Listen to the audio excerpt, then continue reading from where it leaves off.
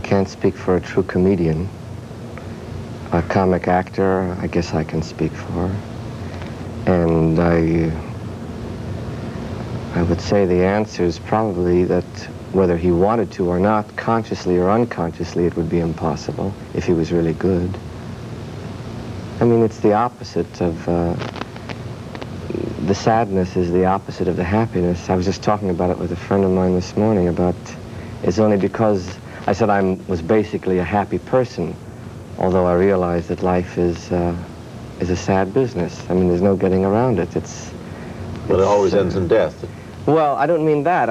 That seems more like the rules of the game. Yeah. But when you look around the world, it's sad, it's heartbreaking, there's tragedies all the time.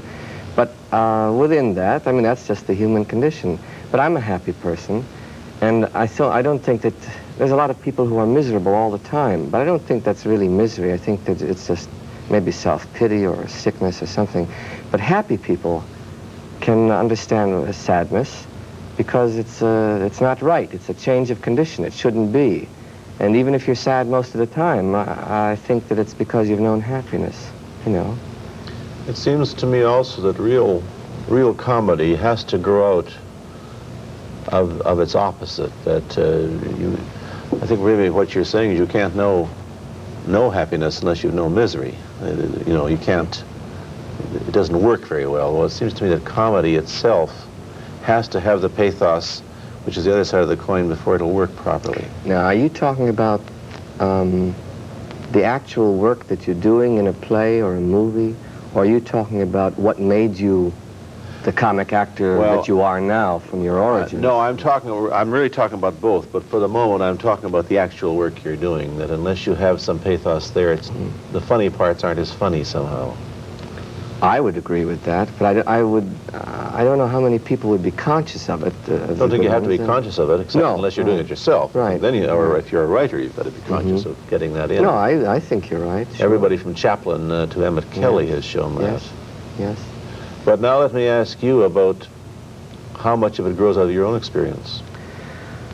Well, after 7.5 years of analysis, maybe I know a little bit more about why some things are the way they are with me that I wouldn't have known before. But part of it is there's no riddle. It's a very simple explanation. My mother had a heart attack when I was 6. So for almost as long as I can remember, not for as long, but almost as long as I can remember, she was a semi-invalid. And the doctor had said to all of us, my sister and my father, that no arguments, because that could make her die. She mustn't get excited that way. And we had an atmosphere in the house of prevailing sadness because of her condition, but the three of us always tried to make her laugh and smile and be happy. So I was, you know, when you can't argue with a mother, even if you know you're right, and you're angry, as is a natural condition with a son and a mother, or a daughter and a mother, and you can't express it, it creates a lot of problems. And of course, it creates a certain amount of guilt, because you say, what am I angry about? This woman is suffering all the time. But I know that we were a happy household because we were constantly trying to break my mother up and make her laugh and make her happy. But it was still an underlying sadness. Now, that's one of the reasons I know that it affected the future work. I at one time I wanted to be a comedian. I'm not a comedian, and I don't wish to be one. Comic actor, yeah, or an actor. But I wanted to be actually a comedian when I was very young, and I first heard and saw Danny Kaye, and then Your Show of Shows, and Sid Caesar, and all of that. Yeah. And I changed when I was about 13, 14, 15, around 15 I said, no, it's not that, it's acting I want to do. And I've always had a great fondness for those parts that would allow me to break people up with laughter. But just to do that alone wouldn't be enough for me now, although I at one time thought I would like to do that. But they're really quite different, to be a comedian just to make people laugh, and to be an actor, which is to be in a role, in a situation, a human condition. And it's just a different thing. Yes, I was really interested to hear that your biggest influence was Lee J. Cobb in Death of a Salesman, which is not a yuck part at all, is it? It's a very serious role. I was 16 when I saw Death of a Salesman on Broadway with Lee J. Cobb. I just come from doing my first season of Summer Stock, and it was the greatest theatrical experience of my life then, and perhaps now too. I mean, the performance he gave was magnificent, at least as I remember it, and I waited to see him afterwards and shook his hand, and I sat up all night with the night watchman, I remember, because he knew I was a stage-struck young actor from Milwaukee, and he showed me around the set and told me about the play and the actors and everything, and I went back and made an hour's adaptation of Death of a Salesman. I was playing Willie Loman. That was when I was 16. And then I did Death of a Salesman in college. I played Biff.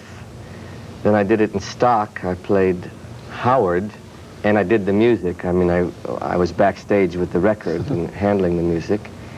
And then 16 years later, or 15 years later, I was asked to do the TV special with Lee J. Cobb and Mildred Dunnock, the same two people I had seen when I was 16 in production on Broadway. It's fantastic to have that span, to start out one way and end up with the same guy. It was a strange experience to...